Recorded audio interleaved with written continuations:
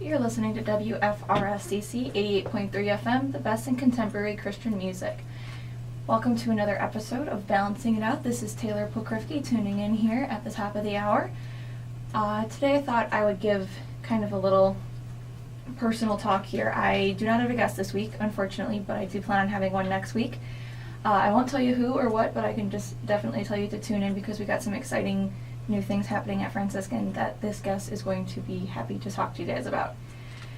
Alright, so today I thought I would give kind of a personal take on just a kind of a hot button topic right now, which is feminism. Now, feminism has obviously been around since the early 1900s, even before that. However, I do feel like there is a bigger presence of it, especially with big name celebrities coming out in support of all kinds of movements, including the Me Too movement, which was a way for women of professional film and acting to kind of come out and say that, yes, I've kind of been treated badly, which I think it needs to be, definitely needs to be some more attention drawn to that. However, there is an element of feminism that I think the modern world is kind of losing its way in what it is. Now, just to clarify before getting into everything, I am pro-woman, pro-life. I believe that every woman has the right to be treated like a lady, and every gentleman should treat her as so, and vice versa. We should treat men with dignity as well. I believe that every baby deserves the right to be born, so I'm the pro-life feminist, which I feel like a lot of my fellow Franciscan women and even my Franciscan dudes were all kind of in that same boat, because we love women, we love babies, and we love humanity. Now, that being said, let's take a look at this picture of women that is being painted in the more liberal community and on social media with hashtags, with all this fun stuff. Something that's been really prominent the last year actually, since the election of President Trump, was women's marches. Now, these were organized by women for women to kind of march on Washington, march in their city to kind of let officials know that we're here, we're not going to be treated like we've been being treated, we would like to be treated with dignity, we'd like equal rights. However, not really the picture that's being painted by some of these more mainstream marches. Women are carrying signs that are saying, "This is my resisting bee face," hats that are not very appropriate. I'm not going to go into detail, but I'm sure people know.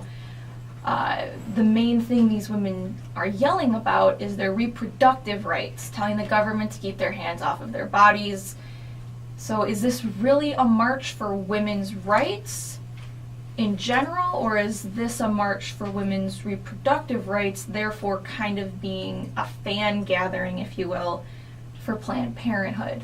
Now, I recently received a comment response on an Instagram post, and I asked this woman's permission to use her quote in my blog, which I'm getting most of this information I'm telling you today, the Catholic Millennial on WordPress, but I got her permission to use her quote, and I feel like she summed up the message that this vulgarity is really sending the people, more specifically to the men of America. And she says, quote, "I believe some of the women marching do us all a great disservice with their unnecessary vulgarity.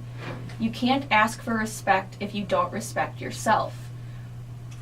Marching down the streets doesn't exactly send the message of, hey, maybe I should treat this person with respect," end quote. So what she's kind of getting at is, with a lot of the things that are being represented in the Women's March, it's drawing more attention to our bodies as anatomical objects and less to us as women as of dignity. And when we're using these slurs and these words to describe ourselves, it's not really sending this message of, I'm somebody that values and respects myself, therefore I should be treated with respect. Now, no one deserves to be treated with disrespect. That's just a given. Basic human dignity requires that we treat everyone with love. Love one another as I have loved you. So says the boss man, Jesus Christ. But I feel like her small paragraph kind of summed up so much of what real feminists have been trying to say about the image of feminism that we are portraying to the media. Today, the definition of feminism is the desire for equality in everything, from school to work to equal wages. Now, these are all things that should be looked at. A person's gender should not determine what they are or aren't capable of. Their work ethic should. Now, yes, there are certain jobs that men can and will do better than women. Heavy lifting, certain roles in construction, certain roles in law enforcement and fire safety, they're built differently than us. That's just an anatomical fact. They're muscle mass, bone structure, they can lift heavier things than us, and that's okay. I can admit that.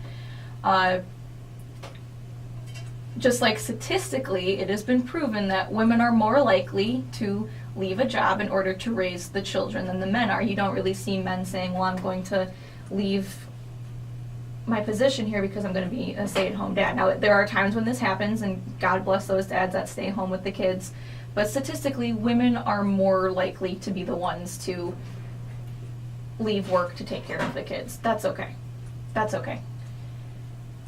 Now, does that mean that a woman who decides to be a stay-at-home mom is being robbed or oppressed? Absolutely not. Okay, this is her choice. My idea of feminism is, give me the same opportunity as everyone else in education, in the workplace, anywhere. But please, please, please do not pass judgment on me if I decide to make raising my kids and taking care of my home a priority. Women don't forget about the other women who make this choice. We're not being forced by our husbands to stay home and be this 1950s ideal wife. This is a choice that we're making, and it's a beautiful, beautiful profession to be a mother. Coming from someone who was raised by a stay-at-home mom who just went back to work this past year, I can definitely tell you that there was such an inspiration in seeing her take her role as a mother in such a serious way and giving it the same attention and the same love and attention to detail that you would give a job. And my mother is a brilliant woman. She's smart. She's got, a master's degree. She could have done anything, and she chose to be at home with me and my 5 siblings. So I definitely look at motherhood as a very proud, if not the highest profession a woman could work at. I definitely think it's sad that so many women are being taken advantage of in the workplace and on college campuses, but are we really helping their image as those and painting them as those deserving respect if we're drawing more attention to their reproductive rights and their reproductive anatomy than to their dignity? You can take a slur and use it in a lighthearted, joking manner, but its origin remains the same, and a slur is a slur. No matter how lovingly or how jokingly a guy or a girl will say it to each other, its origin is still that of something not appropriate to human dignity, which I think is a big, big piece that we've lost throughout this time. Again, so what feminism is versus what it could be is a big, big difference. I feel like, again, feminism should be the ability for a woman to choose her own path and not be considered oppressed or less likely to succeed if her goal is to become a mother, if her goal is to raise a family. I don't think it's wrong for her to want that. What I think is wrong is to kind of modern society to kind of paint this picture that if she's making that choice, it's because she feels like she has no other choice, which isn't good. She's doing this because it's what she wants. What feminism can be is true equality amongst dignity. Quality and dignity, I feel like, should be in the same category. Equality between women respecting men and men respecting women is a big, big piece that I think we're missing. And in order for feminism to truly, truly work, we can't cut out the men. We can't become this competition for who's better or who's had it harder, because if we want to play that game, the tit for tat, we could be here worrying about this issue for years and years more to come, and just nothing will ever really change. So I feel like feminism as a separate group from humanists, from people who just want the human dignity to be restored, if we can just find the balance between respecting each other as human beings, and I feel like all of the other issues that are facing the country and the world will just kind of start to piece back into place. We have to bring everything back to God, because God created man and woman in his own image. We are all part of the image of God.